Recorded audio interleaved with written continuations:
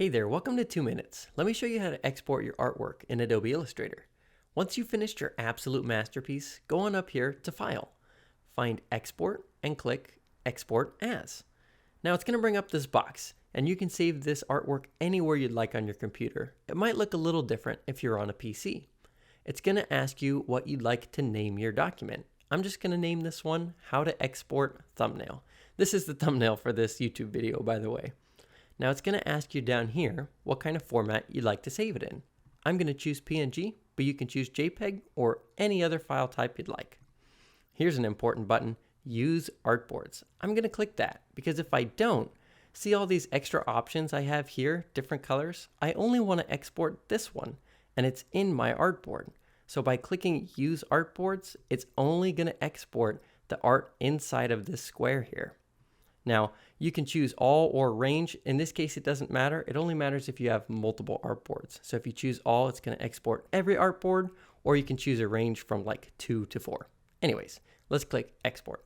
It's going to bring up this box here. Now, anti-aliasing, what is that? Art optimized is great if you don't have any text in your artwork. If you do have text, you can expand it.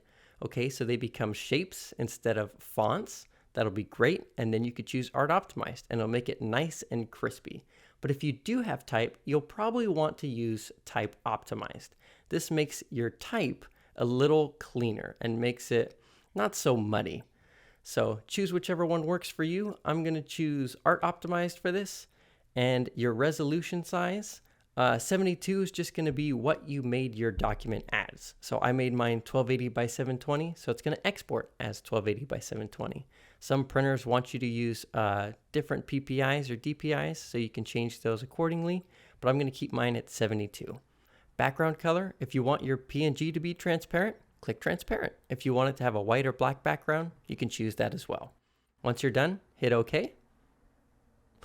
I guess I've already made this video before a few times. Don't worry about that. Click replace, and there you go.